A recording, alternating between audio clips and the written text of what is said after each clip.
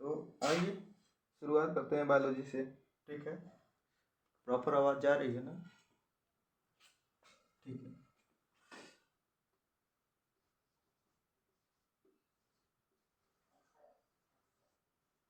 Biology, biology मतलब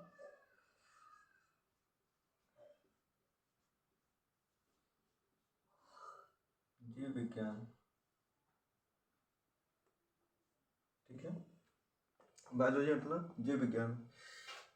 biology के खोज करता या बायोलॉजी के पिता किसको कहा जाता है? तो बायोलॉजी के पिता किसको कहा जाएगा? अरस्तु को। किसको? अरस्तु को। बायोलॉजी के पिता किसको? तो अरस्तु को कहा जाता है।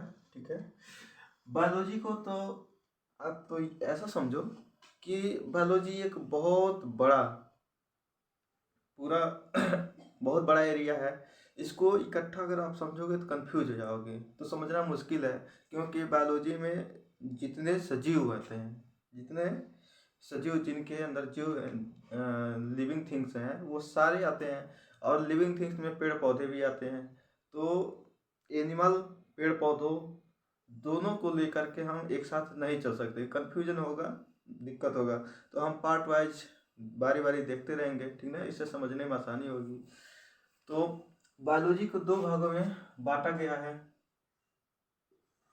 ठीक है, एक बांटा गया है जूलॉजी में। किसमें? जूलॉजी, जंतु विज्ञान। और दूसरा है बॉटनी। दूसरा किसमें है? बॉटनी। ठीक है, पहला जूलॉजी यानी जंतु विज्ञान, और दूसरा बॉटनी यानी वनस्पति विज्ञान। ठीक ना। वनस्पति विज्ञान में हम चर्चा करेंगे पेड़ पौधों का।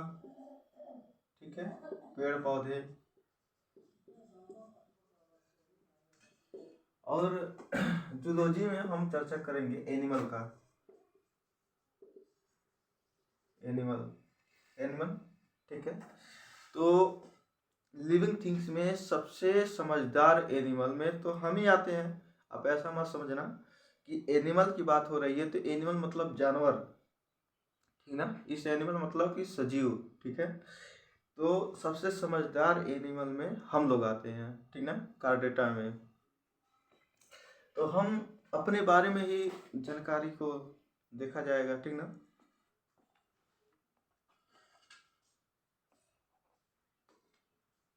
हम मानव के बारे में ही पढ़ेंगे। ठीक है, तो शुरू करते हैं एनिमल जूलॉजी। ठीक है, ये आप समझ रहे हैं ना, दो भागों में इसलिए बांटा जाता है कि ताकि समझना आसान हो जाए। हर चीज़ को आप अगर अच्छे से समझना चाहते हो तो उसको कई पार्ट में डिवाइड कर दो। ठीक है, जितना पार्ट में आप डिवाइड कर सकते हो कर दो।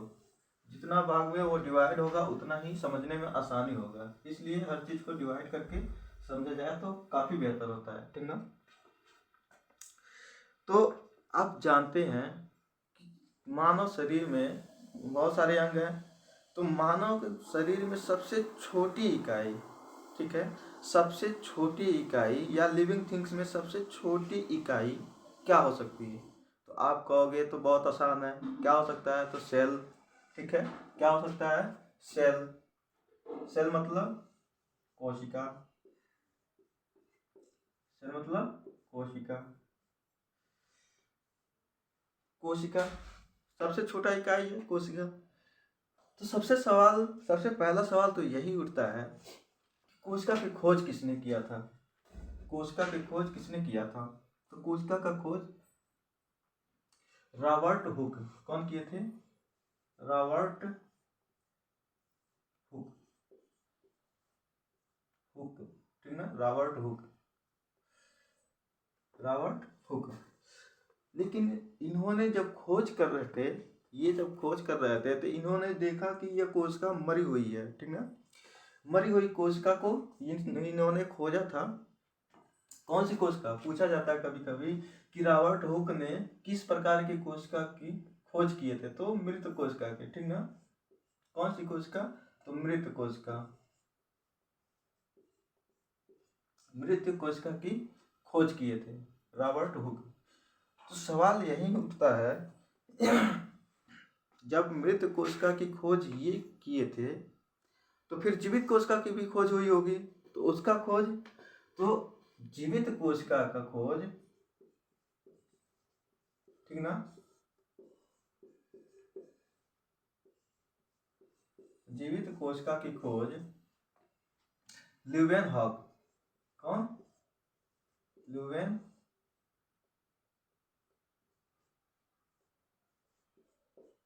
ल्यूवेनहॉक किए थे, ठीक है। जीवित कोशिका की खोज कौन किए थे, ल्यूवेनहॉक, ठीक है, इसमें कोई कंफ्यूजन नहीं है। अच्छा, कभी कभी ये कंफ्यूज हो जाता है कि रॉबर्ट हुक मृत कोशिका खोज किए थे कि जीवित कोशिका की, या ये किए थे, कंफ्यूजन होता है। तो देखो, आप अगर गांव से रिलेटेड होंगे तो कभी ना कभी आप खाद की दुकान पे गए होंगे, खाद वाला जो खेत में डाला जाता है, यूरिया, ठीक है, जिसमें नाइट्रोजन 46% होता है। तो यूरिया की खेत पे यूरिया की बोरी को अगर ध्यान से देखे होंगे तो इस टाइप का होता है, उसमें एक हंसिया टाइप का बना रहता है, ऐसे उसको कहते हैं हुक, ठीक ना, ऐसे बना रहेगा, ऊपर पकड़ने वाला और गोल टाइप का होता है, जैसे हंसिया होता है गांव में काटने के लिए। तो ऐसे ही एक होता है हुक, पतला सा, तो उसको क्या करते हैं सब कि बोरे में फंसा करके पीठ पे रख लेते हैं, ठीक ना, पकड़ने में आसानी होती है। बोरे में ऐसे फंसा देंगे और फंसा के ऐसे पीठ पे रख लेंगे और ले जाके जहाँ रखना रहता है बोरे को आसानी से रख देते हैं। लेकिन इस बोरी में जो यूरिया होता है वो छोटा दाना होता है, तो इसीलिए ये सिंबल दिया जाता है कि इस बोरे में हुक का प्रयोग ना करें वरना छेद हो जाएगा और बोरे में से जो खाद है वो बाहर गिर जाएगा। तो इसमें कहते हैं कि छोटे दानों को निकालने के लिए क्या, छोटे दाने अगर निकल जाएंगे कैसे, जब हुक का प्रयोग कर देंगे। आप अगर हुक का प्रयोग करेंगे बोरे में तो ये छोटे दाने क्या होंगे, बाहर आ जाएंगे, ठीक ना। तो जब हुक का प्रयोग करोगे तो कौन सा दाने आएंगे, ये यूरिया के छोटे दाने बाहर आ जाएंगे, ठीक ना, समझ में आ रहा है ना, आसान है समझना। तो आप क्या ऐसे नहीं रिलेट कर सकते कि ये हुक जो है ये रॉबर्ट हुक कर लो, और छोटे जो दाने हैं, तो शरीर की सबसे छोटी इकाई भी तो कोशिका है, तो कोशिका भी क्या है, छोटी है, और दाना भी छोटा। हुक का प्रयोग यहाँ रॉबर्ट हुक, तो क्या हुक का प्रयोग छोटे दाने को निकालने के लिए, और यहाँ पे छोटा कोशिका, कोशिका निकालने के लिए रॉबर्ट हुक, ठीक है। ऐसे रिलेट करके देखो, कोई भी चीज़ जब आप रिलेट करके एक दूसरे से सीखते हैं ना, याद करते हैं, तो वो बहुत लंबी टाइम तक याद रहता है, क्योंकि जो चीज़ से आप रिलेट करते हैं उसको बार बार रिवाइज करते रहते हैं, कहीं ना कहीं शब्द में, व्यवहार में, किसी से बातचीत करने में कहीं ना कहीं वो रिपीट होता रहता है, तो वो भूलता नहीं है। और आप उससे जब रिलेट कर देंगे तो जब भी इसका नाम लेंगे तो वो जिससे रिलेट किए रहेंगे वो ऑटोमेटिक तुरंत आ जाता है दिमाग में कि हाँ इससे ये चीज़ रिलेट किए थे, तो टफ भी रहता है तो आसानी से याद हो जाता है हमें, ठीक ना। तो हुक का प्रयोग हम कहाँ करेंगे, छोटे दानों को निकालने के लिए। ऐसे ही कोशिका क्या होता है, छोटा होता है, और इसकी खोज कौन की है, रॉबर्ट हुक, ठीक है। रॉबर्ट हुक जीवित मृत कोशिका खोज किए थे, कोशिका सबसे छोटी इकाई होती है, और इसकी खोज कौन किए थे, रॉबर्ट हुक, ठीक ना। अच्छा, ये तो याद हो गया, ल्यूवेनहॉक, इनको याद करना तो और आसान है। जीवित कोशिका क्या है, हर चीज लिविंग होता है, जीवित कोशिका क्या होता है, लिविंग थिंग्स है, क्या है, लिविंग है, जीवित है। लिविंग से कोई भी अगर जीवित रहेगा तो उसका मतलब वो लिविंग है, ठीक है। लिविंग नॉन लिविंग आप पढ़े ही होंगे, जानते होंगे, जिसमें जान होता है वो लिविंग है, जिसमें जो निर्जीव होता है वो नॉन लिविंग है, ठीक है। तो अगर ये सजीव है तो इसको लिविंग कह सकते हैं, और लिविंग से आप रिलेट कर दो ल्यूवेनहॉक, लिविंग से ल्यूवेनहॉक, ठीक है। जीवित कोशिका की खोज कौन किए थे, ल्यूवेनहॉक, लिविंग ल्यूवेनहॉक, ठीक है, आसान हो जाएगा याद करना, ठीक है ना, इतना तो समझ में आ ही गया होगा। अब चलते हैं आगे। अगर हम ये कहें कि कोशिका में मानव शरीर की बात नहीं, ठीक ना, मानव शरीर से थोड़ा सा बाहर कोशिका की सबसे सबसे छोटा ही कोशिका, ठीक ना, पृथ्वी पर, या आप ये कह सकते हो कि सबसे छोटी कोशिका किसको कहेंगे, सबसे छोटी कोशिका हम किसको कहेंगे? तो आप किसको कहेंगे सबसे छोटी कोशिका? तो सबसे छोटी कोशिका को माइकोप्लाज्मा बोला जाता है। सबसे छोटी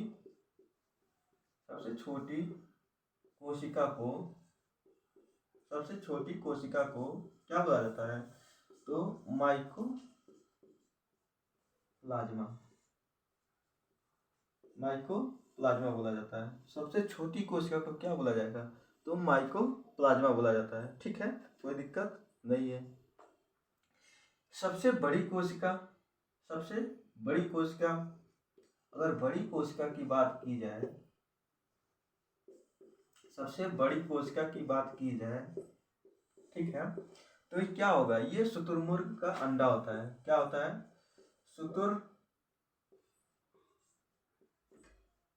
शुतुरमुर्ग का अंडा। शुतुरमुर्ग का अंडा होता है। ठीक है, सबसे छोटी कोशिका माइकोप्लाज्मा और सबसे बड़ी कोशिका शुतुरमुर्ग का अंडा होता है। ठीक है ना, इसमें कोई दिक्कत नहीं होगी। ठीक है, एक चीज और, कोशिका का अध्ययन क्या कहलाता है? आप अगर कोशिका का स्टडी करते हैं तो उसको क्या कहा जाएगा? तो सेल स्टडी को क्या बोला जाएगा? या कोशिका का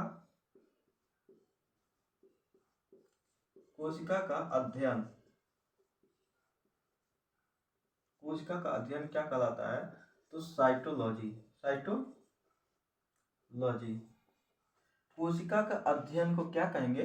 साइटोलॉजी। ठीक है, कोई दिक्कत यहाँ तक कोई दिक्कत नहीं होगा। ठीक ना? ठीक है, अब आगे बढ़ते हैं। ठीक ना, यहाँ तक तो आप समझ गए। कोशिका, ये बायोलॉजी को हम दो भागों में बांट दिए। कौन कौन? जूलॉजी और बॉटनी में। आसान करने के लिए, जूलॉजी में एनिमल में सबसे बड़ा एनिमल यानी मानव, सबसे बड़ा सजीव या सबसे बड़ा बुद्धिमान कौन है? सबसे ज्यादा बुद्धिमान मानव है। मानव के बारे में हम अध्ययन करेंगे। मानव के बारे में मतलब उसके ऑर्गन, उसके छोटी इकाई, बड़ी मतलब छोटी इकाई, उसके ग्रंथि, सारे चीज को धीरे धीरे देखेंगे। ठीक ना? तो मानव में सबसे छोटी कोशिका, मानव की बात नहीं, सबसे छोटी कोशिका क्या होता है? तो वो माइकोप्लाज्मा होता है। ठीक ना? सबसे बड़ी कोशिका शुतुरमुर्ग का अंडा होता है। शुतुरमुर्ग का क्या होता है? अंडा। शुतुरमुर्ग का अंडा होता है। ठीक है, कोशिका का अध्ययन क्या कहलाता है भाई? तो साइटोलॉजी कहलाता है। क्या कहलाता है? साइटोलॉजी को कोशिका का अध्ययन। ठीक ना, कोशिका का अध्ययन किसको कहेंगे? साइटोलॉजी को। ठीक ना, कभी कभी पूछता है कि कोशिका का अध्ययन को क्या कहा जाता है, तो साइटोलॉजी, माइकोलॉजी, फाइकोलॉजी ये सब देता है और उसमें टिक लगाने के लिए पूछ लेता है। ठीक ना, अब आते हैं आगे। ये हो गया मोटी मोटा बात। ठीक, अब चलते हैं मानव के अंदर। ठीक है, अब बात करेंगे मानव की, क्योंकि भाई हम अपने बारे में जानकारी तो रखें कि हमारे अंदर क्या पाया जाता है। इतना बड़ा शरीर लेके घूम रहे हैं तो इसमें क्या क्या है। ठीक है, कहीं खाली तो नहीं है। तो मानव में सबसे छोटी कोशिका, ठीक ना, ये मानव की बात हो रही है। मानव में सबसे छोटी कोशिका, ठीक है, सबसे छोटी कोशिका, मानव में सबसे छोटी कोशिका, एक सेकंड,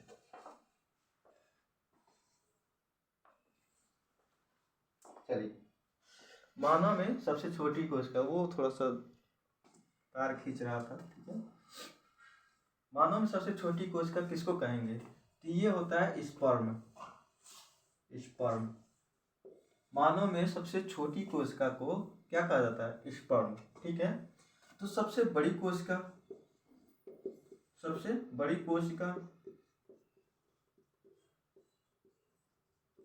कोशिका किसको कहा जाएगा? ओवम।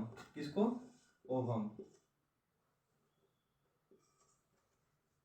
ओवम मतलब अंडाणु, इसको क्या बोला जाता है?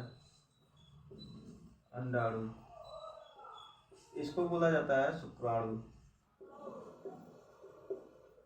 क्या बोला जाएगा? शुक्राणु। ठीक है, यहाँ तक कोई दिक्कत नहीं। ठीक ना? सबसे लंबी कोशिका, सबसे लंबी कोशिका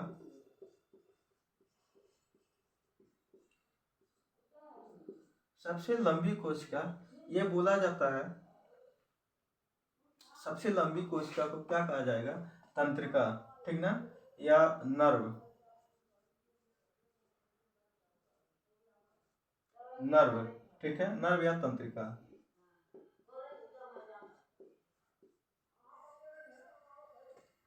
ठीक है, लंबी कोशिका, नर्व या तंत्रिका, ठीक है।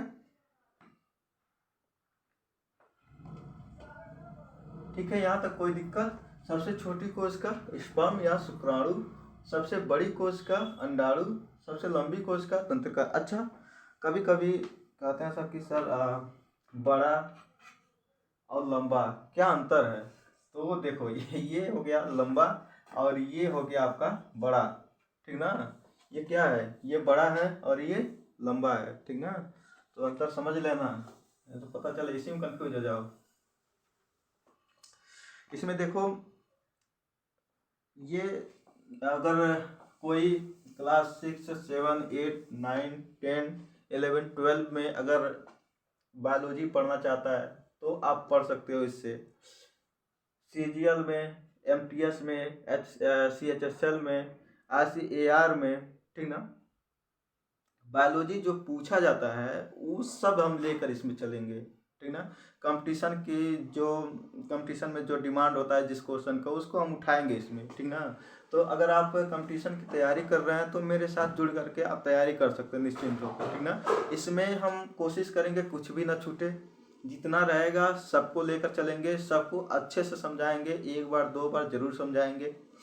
अगर कुछ न समझ में आए इसके बाद भी कहीं कंफ्यूजन हो तो आप कमेंट बॉक्स में पिन कर देना, हम देख लेंगे, और उस पर नहीं होगा तो एक छोटा सा वीडियो बना देंगे, या फिर अगर सोल्यूशन तुरंत देने लायक रहेगा तो हम टाइपिंग करके उसमें दे देंगे, ठीक ना। हमेशा आपके साथ लगे रहेंगे, ठीक ना। हम तो हैं ही आपके लिए सेवा में हाजिर, ठीक है। चलिए, अब कोशिका के बारे में तो जान लिए कि हाँ कोशिका होता क्या है, ठीक ना। अभी नहीं जाने, चलो कोशिका के बारे में अभी नहीं जाने तो बड़ी कोशिका, छोटी कोशिका, कोशिका तो ये तो समझ ही गए। अब ये समझते हैं कि कोशिका का पुनर्निर्माण,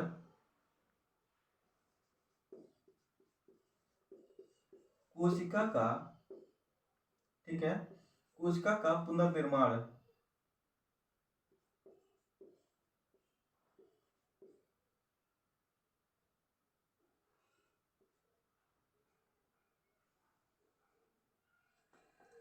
ठीक है, पुनर्निर्माण, कोशिका का ऐसे लिखिए यार,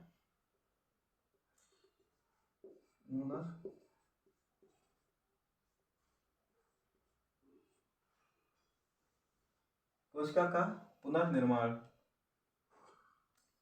चलो आप लोग कर लेना, ठीक है। हिंदी में थोड़ा सा लिखने में दिक्कत होता है, मात्रा तो थोड़ा इधर उधर हो जाता है, ठीक ना। तो आप लोग समझदार हैं, थोड़ा सा मैनेज कर लीजिएगा, जो बोल रहे हैं उस पर ध्यान रहे। जो बोर्ड पे जैसे क्या होता है कि हम बोलते भी हैं, सोचते भी हैं और इस पर लिखते भी हैं, तो बोलना रहता है वो तो सही रहता है जो मुख से निकलता है, लेकिन कभी कभी बोर्ड पर ध्यान नहीं आता है, ठीक है। तो लिखने में कभी कभी कुछ छूट जाता है, मात्रा हो गया चाहे कुछ हो गया, तो आप मेरी बातों पे ध्यान देना, ठीक ना। और बोर्ड पर ध्यान देते रहना कि हम क्या लिखना चाह रहे हैं, क्या बोलना चाह रहे हैं, ठीक ना। उस पर ध्यान दोगे तो आप समझ में आएगा आपको, ठीक ना। चलिए, कोशिका का पुनर्निर्माण, पुनर्निर्माण मतलब कि कोशिका विभाजन, सबसे अधिक कोशिका कहाँ पे बनती है, ठीक है, उसी को कोशिका पुनर्निर्माण बोला जाता है। पुनर्निर्माण मतलब तुरंत जब अगर किसी कोशिका की मृत्यु हो तो वहां पे तुरंत निर्माण किसका होगा? पुनर्निर्माण उसी को बोला जाएगा, ठीक ना। तो कोशिका का पुनर्निर्माण सबसे ज्यादा कहाँ होगा? तो लीवर में, लीवर, ठीक है। ये क्वेश्चन पूछा जाता है कि कोशिका का पुनर्निर्माण सबसे ज्यादा कहाँ होता है, तो लीवर। तो सबसे कम कहाँ होता है या ना के बराबर कहाँ होता है, तो ये होता है ब्रेन में। कहाँ होता है, ब्रेन में, ठीक ना। कोशिका का जो सॉरी लीवर में कोशिका विभाजन सबसे अधिक होगा, ब्रेन में कोशिका विभाजन सबसे कम होगा, ठीक ना। कोई दिक्कत यहाँ तक। ब्रेन में सेंट्रोसोम नहीं पाया जाता है, इसलिए इसमें कोशिका विभाजन नहीं होता है, और लीवर में सेंट्रोसोम बहुत ज़्यादा एक्टिव होता है, ठीक ना। इसलिए यहाँ पे विभाजन बहुत तेजी से होता है। अगर किसी का लीवर थोड़ा सा काट दिया जाए ना, तो वो हल्का फुल्का दवा खा के भी वो ऑटोमेटिक भर लेता है, ठीक हो जाता है। लेकिन किसी का खोपड़ी अगर फोड़ दो और थोड़ा हुमच के मार दो उस पर, और थोड़ा सा अंदर चला जाए ना हथियार, अगर मान लो कोई कुल्हाड़ी है, किसी को खोपड़ी पे ही मार दो, ठीक ना, पूरा जोर लगा के, बाहुबली वाला, अब उसके खोपड़ी के अंदर अगर जो कुल्हाड़ी चला गया, धस गया, उसका तंत्रिका अगर कट गया, तो वो पूरे जीवन दवा कराते रहे, वो पूरा निर्माण नहीं होगा, क्योंकि उसमें सेंट्रोसोम पाया ही नहीं जाएगा, ठीक ना। अगर लीवर के स्थान पे ब्रेन में कोशिका निर्माण बहुत ज़्यादा होने लगा, अगर मान लीजिए वैसा होता नहीं है, लेकिन अगर इमेजिन करिए होने लगे, तो ये जो ऊपर का कपाल है ना, ये क्या करेगा, इसको बहुत बड़ा कर देगा, ठीक ना। इतना निर्माण होने लगेगा, बहुत ज़्यादा होगा, बड़ा सा दिमाग हो जाएगा, ठीक ना। पता चले कोड़ा जैसा दिमाग हो जाए, अब लेके चलने लगे ठीक ना। तो कोशिका में ब्रेन में कोशिका विभाजन नहीं होता है। ब्रेन में कौन सी कोशिका पाई जाती है, तो तंत्रिका पाई जाती है, ठीक ना। कौन सा सेल, तो तंत्रिका सेल, ठीक है। यहाँ तक किसी को कोई दिक्कत नहीं ना।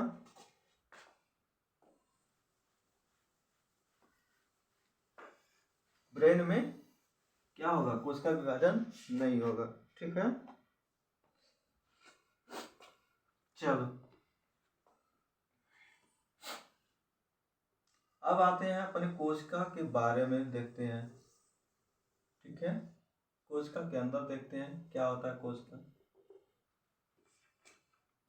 देखो इसको बोला जाता है, ये जी आपका क्या है, ये आपका सेल है, क्या है, सेल। हम सेल को गोल ही क्यों बनाए, चपटा भी बना सकते थे, लंबा भी बना सकते हैं। हमारी जो सेल होती है कोशिका, वह गोल ही होती है, ठीक ना। आप ये कह सकते हो कि जैसे सरसों का दाना होता है, वैसे ही होता है, गोल, ठीक ना, परफेक्ट। सरसों जैसे बड़ा दाना है, लेकिन ये कोशिका हमारी सबसे छोटी इकाई है, इसको हम नंगी आँख से नहीं देख सकते, ठीक है। इसको हम नंगी आँख से नहीं देख सकते, इसको देखने के लिए हमें माइक्रोस्कोप की ज़रूरत पड़ती है, ठीक है। तो बिना माइक्रोस्कोप के हम इसको नहीं देख सकते हैं, ठीक है। ये जो ऊपर झिल्ली होती है, एक पतला सा झिल्ली होता है, थैला होता है, ठीक है, गोल टाइप का, उसी में सारे इसके पार्ट अंदर भरे होते हैं। ऊपर जो झिल्ली बनी होती है सेल, उसको सेल मेम्ब्रेन बोला जाता है, ठीक ना। जो झिल्ली होती है ऊपर, इसको क्या बोला जाएगा, cell membrane, cell cell membrane बोला जाता है, ठीक है। सेल मेम्ब्रेन किसका बना होता है, तो प्रोटीन का। किसका बना रहेगा, प्रोटीन, प्रोटीन का बना रहता है, ठीक ना। ये सेल मेम्ब्रेन किसका बना रहता है, तो प्रोटीन का। हमारे शरीर में प्रोटीन का निर्माण, लगभग प्रोटीन का उपयोग हर जगह हुआ है, ठीक ना। पूरा शरीर का निर्माण ही प्रोटीन करता है, ठीक है। आप अगर ये पूछा जाए कि हमारे शरीर के निर्माण में किसका सबसे ज़्यादा योगदान है, तो किसका योगदान है, तो प्रोटीन, ठीक है। हमारे शरीर में सबसे ज़्यादा प्रोटीन ही पाया जाता है, ठीक ना। सबसे ज़्यादा तो पानी पाया जाएगा, जल, उसके बाद प्रोटीन, ठीक है ना, कोई दिक्कत नहीं, ठीक है। अब आइए इसको, इसके बारे में देखते हैं कि सेल के अंदर होता क्या है, ठीक है। तो सबसे पहले सेल के अंदर एक माइटोकॉन्ड्रिया होता है, ठीक है। क्या होता है, इसको बोला जाता है माइटोकॉन्ड्रिया, माइटोकॉन्ड्रिया, ठीक है, माइटोकॉन्ड्रिया। एक होता है इसके अंदर माइटोकॉन्ड्रिया, ठीक है। माइटोकॉन्ड्रिया में एक इस संरचना का होता है,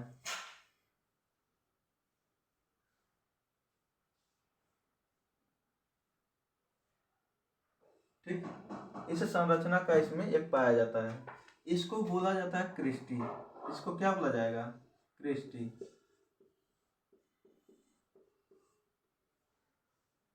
चलो इसको इधर से होना चाहिए क्रिस्टी, क्रिस्टी होता है, ठीक ना। क्रिस्टी इसको बोला जाता है, ठीक है। क्या बोला जाएगा? क्रिस्टी। इस टाइप की इसमें संरचना होती है, ठीक है।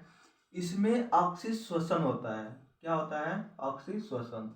जो हम लोग ऑक्सीजन को खींचते हैं, ठीक है, तो ये ऑक्सीजन, जैसे हम ऑक्सीजन छान को तो खींचते नहीं हैं क्योंकि भाई ये नाइट्रोजन है, तू साइड हो जाओ, कार्बन डाइऑक्साइड है तो भाई तू साइड हो जाओ, सिर्फ ऑक्सीजन को आने दो, ऐसा तो होता नहीं है।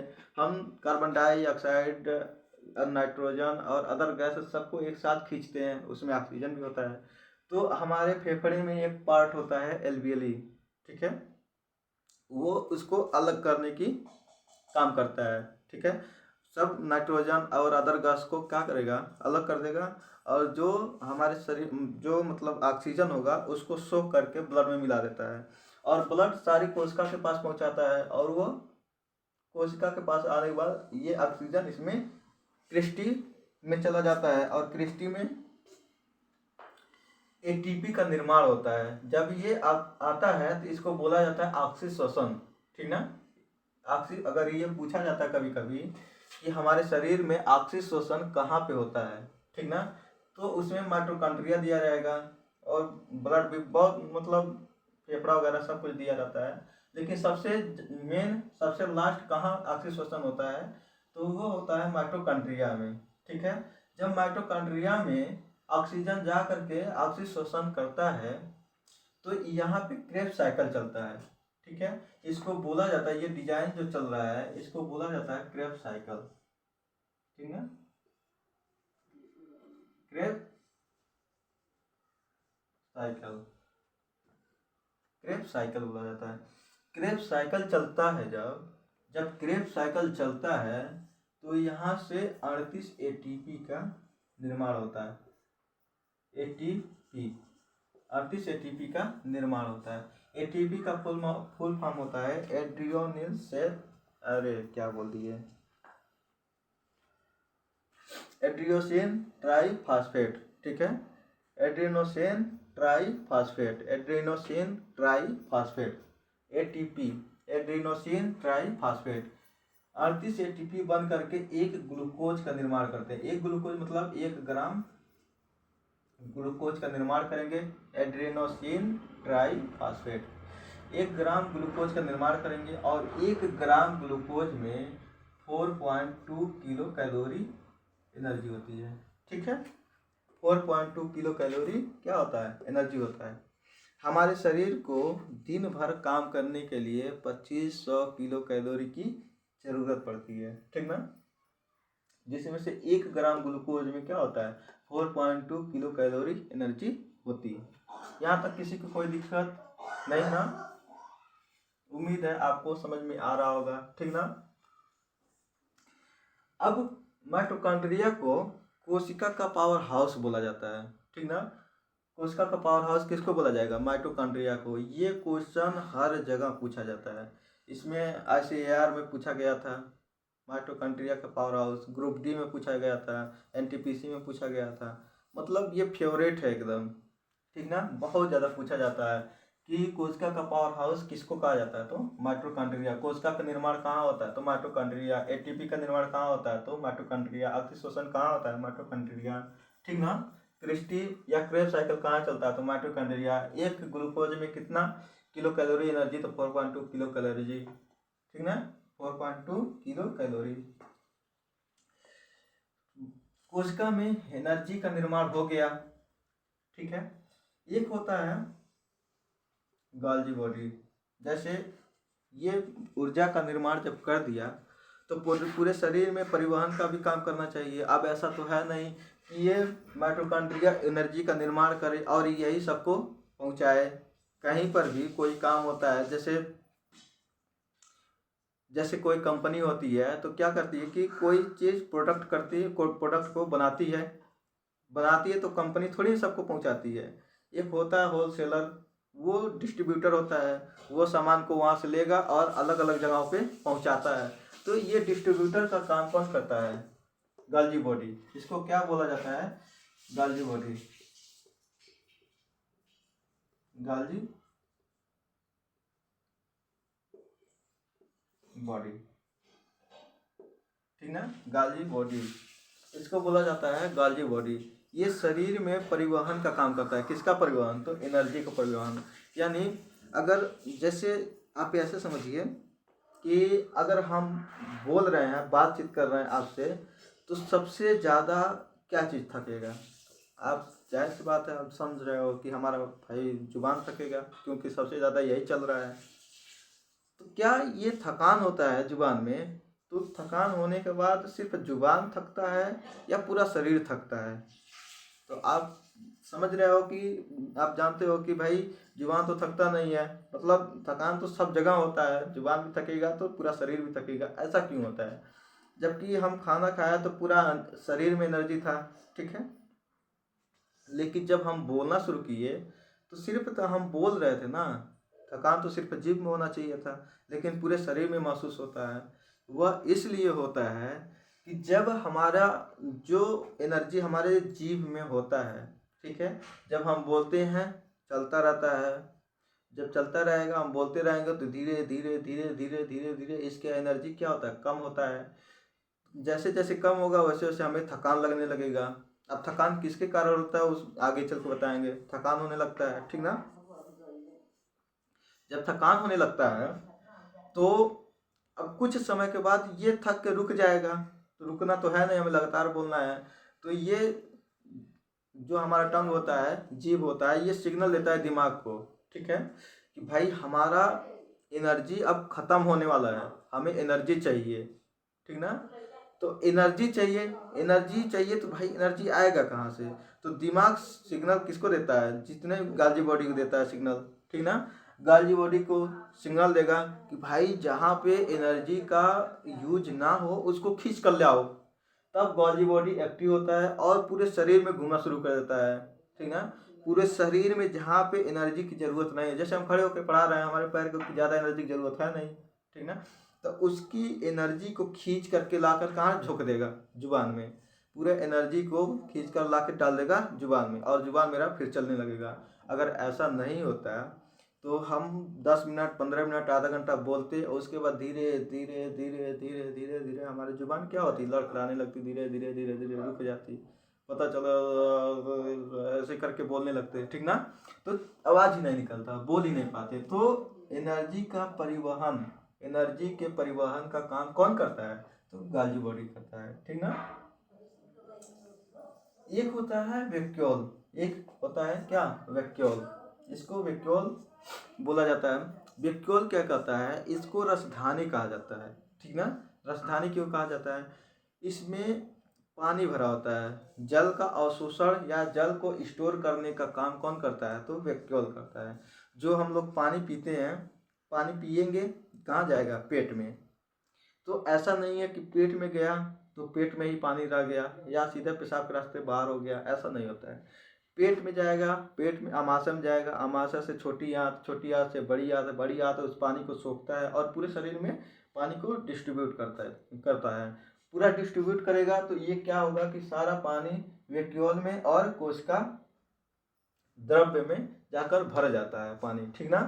जितना जरूरत रहता है उतना इसमें ले लेता है, बाकी पानी क्या होता है? पेशाब के रास्ते बाहर निकल जाता है, कुछ पसीना के रास्ते बाहर निकल जाता है, ठीक ना? तो निकलता रहता है। तो इसको क्या कहा जाता है? इसको रसधानी बोला जाता है।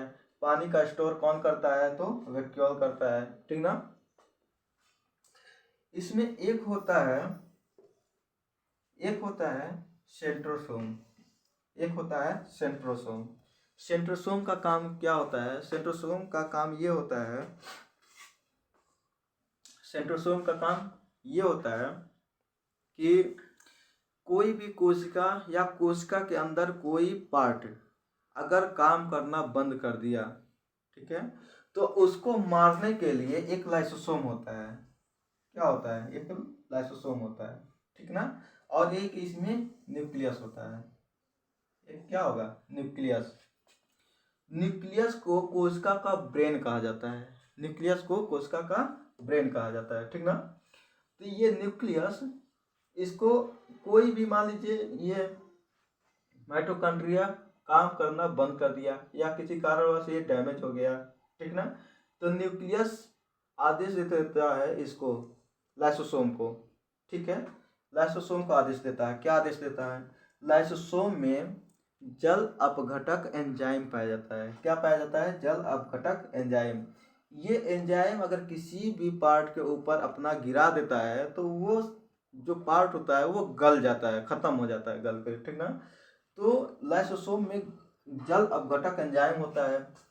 तो कोई भी पार्ट अगर मान लीजिए ये गाल्गी बॉडी काम करना बंद कर दिया, ठीक है, तो ब्रेन तो ये है, तो ये इसको आदेश देता है, ठीक है, इसको सिग्नल देगा लाइसोसोम को कि ये मर गया है या काम करना बंद कर दिया, इसको गला दो। तो ये अपना एंजाइम इस पर छिड़क देता है, ये खत्म हो गया।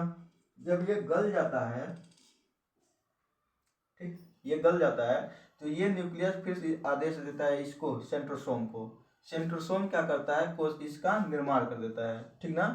तो आप ये समझे कि सेंट्रोसोम कोशिका या कोशिका के अंदर किसी पार्ट को निर्माण करता है, ठीक ना। कोशिका विभाजन का काम कौन करता है? सेंट्रोसोम करता है। सेंट्रोसोम का क्या काम होता है? तो कोशिका विभाजन करना, कोशिका के अंदर कोई पार्ट अगर खत्म हो गया, खराब हो गया, तो उसको बनाना कौन काम करेगा? सेंट्रोसोम करेगा। लाइसोसोम क्या करता है? तो लाइसोसोम किसी भी पार्ट अगर काम करना बंद कर दिया, कोई भी पार्ट अगर काम करना बंद कर दिया, तो उसको क्या करेगा? ये गला देता है अपना। अब जो एंजाइम होता है वो क्या करता है? इस पे छिड़क देता है, ठीक ना। अब इस पे उठेगा सवाल कि सर जी ऐसा भी तो हो सकता है कि लाइसोसोम ही फट जाए, या ऐसा हो सकता है कि न्यूक्लियस ही खराब हो जाए, तो आदेश कौन देगा? तो अगर न्यूक्लियस ही खराब हो जाता है तो उस टाइम पे सब बावले हो जाते हैं, ठीक ना। बावले मतलब कि सब क्या होते हैं? अपना अपना हिसाब से चलने लगते हैं। तो ये लाइसोसोम ये पगला जाता है, ठीक। कहता भाई हम हमारे पास इतना बड़ा हथियार है, हमारी कोई इज्जत ही नहीं है। ईगो हर्ट होता है और ये अपने आप को ही फाड़ देता है, ठीक ना। अपने आप को ही क्या करता है? फोड़ देता है। जब अपने आप पे ही फोड़ देता है तो इसका जो एंजाइम होता है ये सब पे चला जाता है, तो ये कोशिका को ही खत्म कर देता है। अगर इसका न्यूक्लियस बाई चांस अगर मर जाए, ठीक ना, तो ये लाइसोसोम क्या करता है? पूरे अपने आप को ही फाड़ देता है और पूरा कोशिका को ही गला करके खत्म कर देगा, ठीक है। कभी कभी यही पगला जाता है। कभी कभी सेंट्रोसोम मान लीजिए कह रहा है कि हम कोशिका का निर्माण नहीं करेंगे, ठीक ना। उस टाइम पे क्या करेगा? ये लाइसोसोम अपने आप को ही फाड़ देता है। जब अपने आप को ही फाड़ेगा तो पूरी कोशिका क्या होगा? डैमेज हो जाएगा, खत्म हो जाएगा। फिर जो बगल की कोशिका होंगी उनके सेंट्रोसोम इस कोशिका का क्या करेंगे? निर्माण करेंगे, ठीक ना। ये स्थान खाली होगा, जब खाली होगा तो वहाँ बगल के जो कोशिका होगा वो उसका सेंट्रोसोम क्या होगा? कोशिका का फिर पुनः निर्माण करेगा, ठीक ना।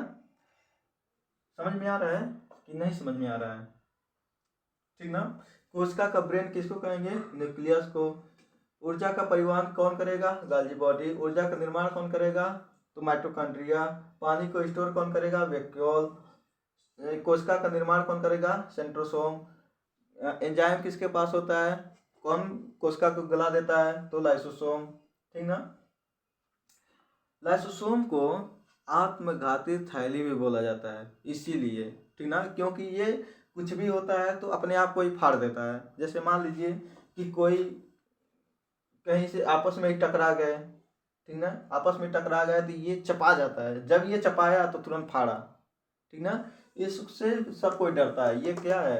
एक कालिया है, ठीक ना, ये सबका काल बन जाता है। जब इससे कोई टकराता है तो वो चूर चूर हो जाता है, ठीक ना। तो इसके पास कोई भी आने से कतराता है। कोई भी अगर इसमें कोई भी पार्ट काम करना बंद कर देता है तो उसको गलाने का काम कौन करेगा? लाइसोसोम। कोशिका को गलाने का काम कौन करता है? लाइसोसोम। इसमें क्या पाया जाएगा? जल अवघटक एंजाइम पाया जाता है, ठीक ना। ये क्या करता है? सबको गला देता है। न्यूक्लियस ही कभी कभी पगला जाता है। कभी कभी ऐसा होता है कि मान लीजिए हम ऐसे मारे, ठीक है, या किसी का उंगलियां कुछ आ जाए ईंट उट से, नहीं होता है, बच्चे सब खेलते हैं तो कभी कभी खेलते खेलते ईंट से अपना उंगलियां कुछ लेंगे। जब अपना उंगली कूच लेते हैं तो वहाँ की क्या होता है? कोशिका मर जाता है। जैसे जब वो कूचते हैं तो कभी कभी न्यूक्लियस ही दब जाता है कि अरे भाई ये क्या कर दिया, तो तुरंत कुचा गया। जब वही कुचा गया तो वही मर जाता है। वो जब मर जाएगा तो इन सबको आदेश कौन देगा? कोई आदेश नहीं देता है। तो ये कहता है, माइटोकॉन्ड्रिया कहता है कि भाई हम एनर्जी नहीं बनाएंगे, कोई क्या कर लेगा मेरा, ठीक है। गाल्जी बॉडी कहेगा कि तुम बनाएगा नहीं तो हम ले जाएंगे नहीं। वेक्टोल कहता है कि हम तो पानी ही नहीं स्टोर करेंगे, बहुत स्टोर कर लिए। सेंट्रोसोम कहता है कि हम तो भैया अब फ्री हैं, हमें कोई काम नहीं, अब हम ऐश का जीवन काटेंगे। जब ऐसा सब सुनता है ना तो लाइसोसोम पगला जाता है। ये क्या करता है? उठा के पहले अपने आप को ही फाड़ देता है, ठीक है। फाड़ करके सबको खत्म कर देगा। लो जियो, ठीक ना, जा सिमरन जी ले अपनी जिंदगी ठीक ना। तो ये लाइसोसोम क्या करता है? सबको गला देता है। अच्छा, एक सवाल उठेगा कि सर जी इतना अगर ये सब इतना खतरनाक खतरनाक आइटम इसमें अगर भरे हैं तो क्या ऐसा नहीं होता है कि हम हमारी ये झिल्ली बहुत कमज़ोर होती है, कितना मजबूत होता ही है, तो क्या ऐसा नहीं होता है कि हम कोई भी ऐसे टच किए तुरंत दब जाए और यही फट जाए? हम सोते समय सो रहे हैं तो पूरा शरीर में ही दब जाए और फट जाए। तो उसको बचाने के लिए एक होता है, इसमें इसमें इस टाइप का संरचना होता है, ठीक है। ऐसे तीन चार, एक कोशिका में तीन चार होते हैं, ठीक ना। इसको बोला जाता है एंडोप्लाज्मी रेटिकुलम। इसको क्या बोला जाएगा? एंडोप्लाज्मी रेटिकुलम, ER, ठीक है। एंडोप्लाज्मी रेटिकुलम को ER कर दे रहे हैं, ठीक ना। जगह कहाँ में कहाँ लिखे, एंडोप्लाज्मी रेटिकुलम बोला जाता है, ठीक ना। इसे कोशिका का कंकाल बोला जाता है, ठीक ना। ये क्या काम करता है कि कोशिका को फुला करके मतलब गोल शेप बनाए रखता है। नहीं तो अगर ये पिचक जाएगा तो क्या करता है करेगा? ये सब आपस में भिड़ जाएंगे तो ये फाड़ देगा, खत्म हो जाएगा खेल, ठीक ना। तो ये क्या करता है कि कोशिका को पिचकने से बचाता है। कोशिका का कंकाल इसको बोला जाएगा एंडोप्लाज्मी रेटिकुलम को। कभी कभी ये पूछ लेता है कि कोशिका का कंकाल किसको कहा जाता है, तो किसको बोला जाएगा? एंडोप्लाज्मी रेटिकुलम को, ठीक ना। किसको? एंडोप्लाज्मी रेटिकुलम को। एंडोप्लाज्मी रेटिकुलम में दो पार्ट होते हैं, ठीक है। मान लो ऐसे कर दिए, दो पार्ट हो गया। एक पार्ट होता है स्मूथ, जो आधा पार्ट होता है ये होता है स्मूथ, ये क्या होता है? स्मूथ। और आधा पार्ट होता है खुरदुरा, ठीक है। ये लंबा सा होता है, स्प्रिंग टाइप का। ये कोशिका को पिचकने से बचाता है, इसे कोशिका का कंकाल भी कहा जाता है, ठीक ना। जब वैज्ञानिकों ने इसे ध्यान से देखे तो इसमें आधा भाग स्मूथ दिखा, यानी सपाट दिखा, या आप ये कह सकते हो कि चिकना दिखा, ठीक है। आधा भाग क्या दिखा? चिकना दिखा या स्मूथ दिखा, और आधा भाग खुरदुरा दिखा। तो वैज्ञानिकों ने सोचा कि ऐसा क्या है इसमें कि आधा भाग स्मूथ और आधा भाग क्या है? खुरदुरा, ऐसा क्यों हो रहा है? तो इसको जब ध्यान से देखे,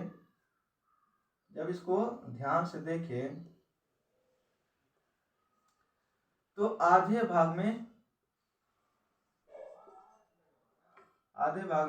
क्या था? स्मूथ था। और ये देखिए कि ये जो आधा भाग है, जो स्मूथ वाला भाग है, ये वसा से बना है। किससे बना है? वसा से। तो ऐसा निष्कर्ष निकला कि यह स्मूथ वाला भाग वसा का क्या करता है? निर्माण करता है, फैट का, ठीक है। वसा का क्या करता है? निर्माण करता है। और जो आधा भाग, जो खुरदुरा वाला भाग है, इसमें देखिए तो इसमें एक छोटा छोटा छोटा छोटा छोटा छोटा ऐसे करके, ऐसे छोटा छोटा छोटा छोटा दाना रहा है, ठीक है। दाना है, ठीक है। इसको जब ध्यान से देखे तो इस पे एक छोटा छोटा छोटा छोटा दाना, ठीक है, दाना टाइप का बना था। तो इस दाने को क्या बोले? राइबोसोम बोल दिए, राइबोसोम, इस छोटे छोटे दाने को राइबोसोम बोला गया, ठीक ना। और ये कहा गया कि राइबोसोम, यही दाने से प्रोटीन का क्या होता है, निर्माण होता है।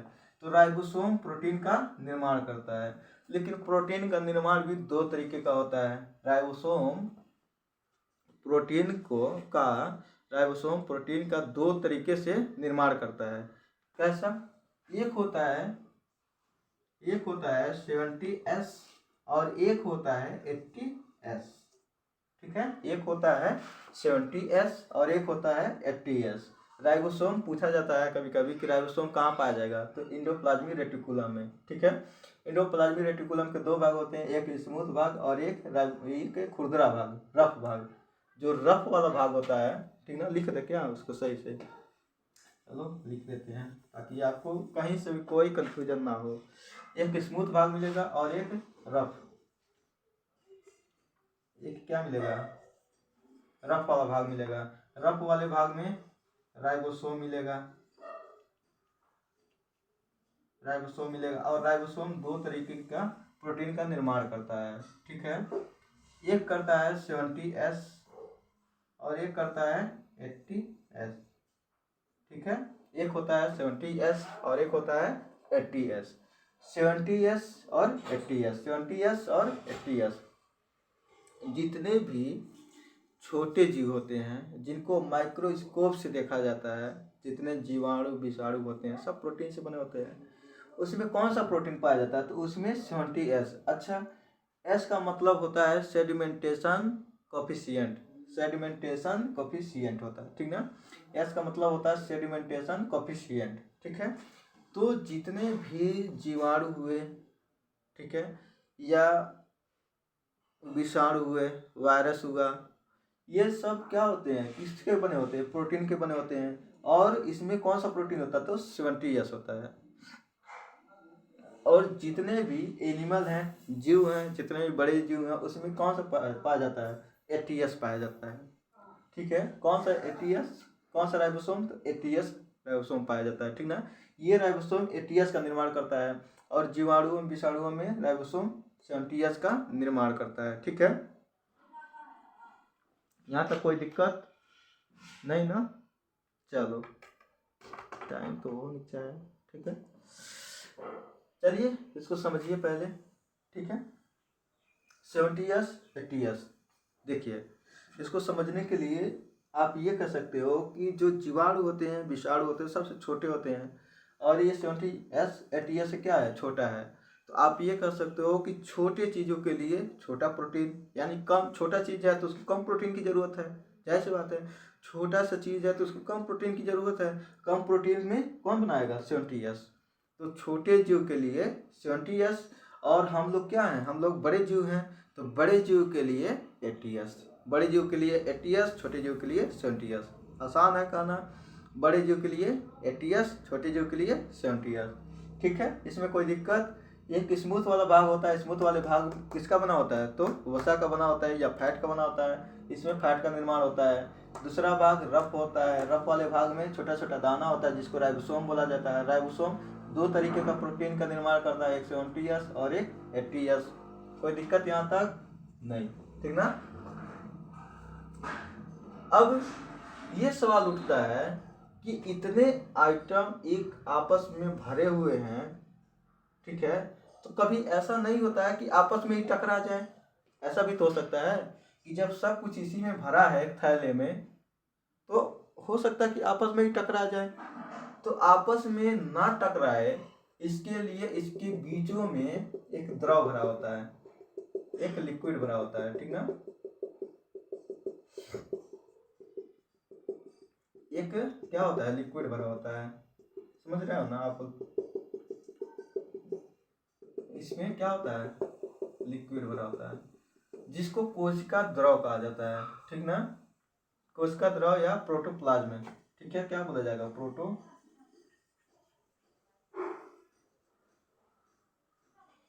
प्रोटोप्लाज्म या कोशिका द्रव बोला जाता है, ठीक है। क्या बोला जाएगा, कोशिका द्रव। कोशिका द्रव भरा होता है, सिर्फ इसी में नहीं बल्कि इसमें भी भरा होता है, ठीक है। इसके अंदर भी क्या होता है, भरा होता है। तो इसको केंद्रक द्रव, इसको कोशिका द्रव, और दोनों मिला करके जीव द्रव, जीव द्रव्य, ठीक है। केंद्रक द्रव्य, कोशिका द्रव्य, दोनों मिला करके जीव द्रव्य, ठीक ना। तो इसको क्या बोला जाएगा, टोटल को जीव द्रव्य बोला जाता है। तो ये अंदर एक लिक्विड होता है, लिक्विड भरा होता है। इस लिक्विड को ही, इस लिक्विड के कारण ही ये सारे पार्ट एक दूसरे से अलग रहते हैं और एक फिक्स जगह पे रहते हैं, इधर उधर नहीं आ पाते हैं, ठीक ना, इधर उधर नहीं आ पाते हैं, जिससे आपस में टकराते नहीं है। ये कोशिका द्रव होता है। कोशिका द्रव में 95% दिख रहा है यहाँ पे, 95% क्या होता है, जल होता है। 95%, इसमें 95% क्या होगा, इसमें 95% क्या होता है, वाटर होता है। 95% क्या होगा, वाटर होगा, ठीक ना, वाटर होता है। सिर्फ मतलब 95% जल होगा। अगर 95% में से 1% भी जल की कमी होती है तो हमें प्यास लग जाती है, ठीक ना। 1% भी जल की कमी होगी तो हमें प्यास लग जाती है। अगर 3% 4% होता है ना तो वो बेड पकड़ लेता है, ठीक ना, बेड रेस्ट हो जाता है। अगर 3 से 4% हुआ तो बेड रेस्ट पकड़ लेता है, हालत खराब हो जाती है। और अगर उसको 7-8% तक कमी हो जाए ना तो वो आदमी मर जाता है, ठीक ना, सर्वाइव नहीं कर पाता है, वो मर जाता है, निपट जाता है उसका, ठीक ना, उसका काम तमाम हो जाता है। ठीक है, समझ में आ रहा है। ये क्या होगा, जीव द्रव्य होगा, ठीक ना। जीव द्रव्य में क्या सबसे ज्यादा होता है, तो जल होता है, ठीक ना। अच्छा, ये जो सेल मेम्ब्रेन आपको बताए थे प्रोटीन का बना होता है, प्रोटीन का बना होता है। और ये क्या होता है, अर्ध पारगम्य होता है। क्या होता है, अर्ध पारगम्य होता है। क्या होता है, अर्ध पारगम्य होता है। अर्ध पारगम्य का मतलब समझ रहे हो आप लोग। अर्ध पारगम्य का मतलब ये होता है कि कुछ भाग अंदर से बाहर जा सकते हैं। इसके जो पार्ट हैं, इसमें से कुछ पार्ट अंदर से बाहर जा सकते हैं, कुछ पार्ट बाहर से अंदर आ सकते हैं, ठीक ना। तो सबको परमिशन नहीं है, पता चले कि यही निकल के भाग जाए पूरा न्यूक्लियस ही, ठीक ना। लाइट बच गया, चलिए ठीक है।